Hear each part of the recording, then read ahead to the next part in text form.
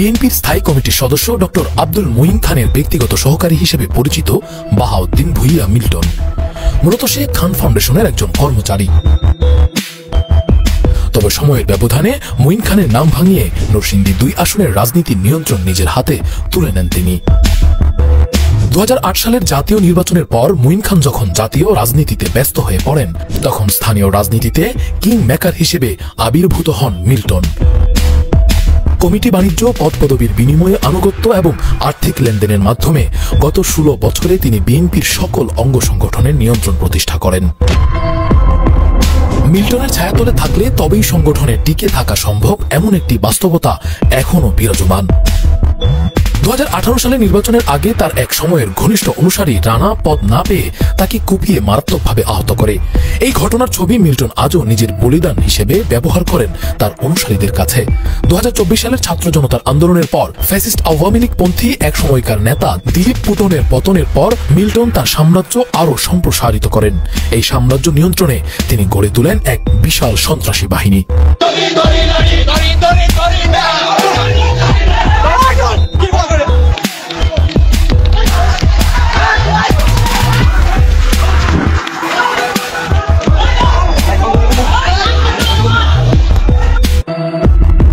ঘোড়াশালের ১ ও ২ নং ওয়ার্ড নিয়ন্ত্রণ নেয় ছাত্রদলের স্থানীয় ক্যাডার পাপন, আমান ও আরিফ। পাপন, যিনি মাত্র প্রাথমিক পাশ, বর্তমানে থানা ও পৌর ছাত্রদলের সদস্য সচিব। মিল্টনের সরাসরি আশীর্বাদে এদের উত্থান ঘটে তাদের নেতৃত্বাধীন বাহিনীর মাধ্যমে।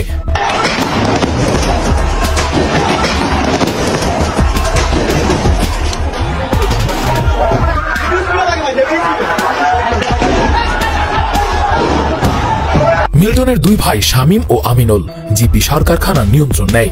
কারখানা ১০০ কোটি টাকার তামা ও লোহা লুট হয় জিএম ফখরুল ও এমডি শহীদুলের সহায়তায়। এই লুটপাটের অডিও কল রেকর্ড ইতিমধ্যে ভাইরাল। পর্যন্ত ৬৫ লাখ টাকা বিক্রি করেছো, টাকা কোথায়? আলামিন ভাইয়ের কাছে তো সব হিসাব দিয়ে দিছি আমরা। না, আমি তো হিসাব আমি পাই না, আমার পাইতো আমার টাকা বুঝাবা না হলে আগামীকাল মনে করা হয় জিএম এর দিনে কালকে রাতে আমার সঙ্গে টাকা রেখে করবো, রাত কমপ্লেন করবো ২৫টা পর্যন্ত। এইগুলো কোনো খবর নাই, সব নিয়ে ঘরে ঢুকে তোমরা বুঝে গেছো। আজকের মধ্যে হিসাব না পাইলে, টাকা না পাইলে আমার টাকা, তাহলে কিন্তু আমাকে আর কিছু বলতে পারবো না। ৬৫ লাখ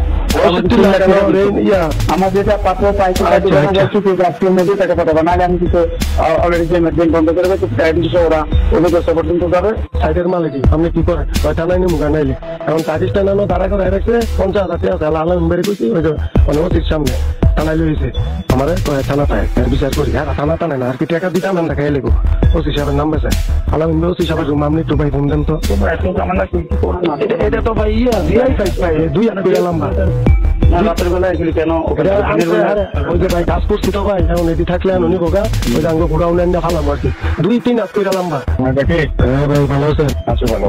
ভালো আর কোথায় থাকবো, তোমরা ভালো রাখো কেন ভাই? এই যে এই কষ্ট করে ভাই শোনেন আপনার ঘরে যে আলামিন ভাইয়ের কাছে দিয়েছো পেট ধরেছো ১০ লাখ ১৫ লাখ করে পাতে বিক্রি করছো, আর আমার দিচ্ছ ২ লাখ, কালকে ২ লাখ টাকা পাঠাইছো।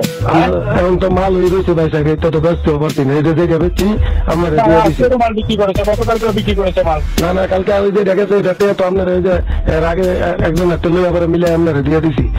একজন তো মিলাবে কেন? প্রত্যেকদিন ১৪ লাখ ১৫ লাখ করে মাল বিক্রি করছো। না ভাই না, ৫ দিন ৬ দিন করে প্রত্যেকটা কে করেছো মাল দিছো, আমি প্রত্যেকটা হিসাব পাইছি, হিসাব আমাকে দিতে হবে। ৬ দিন ধরে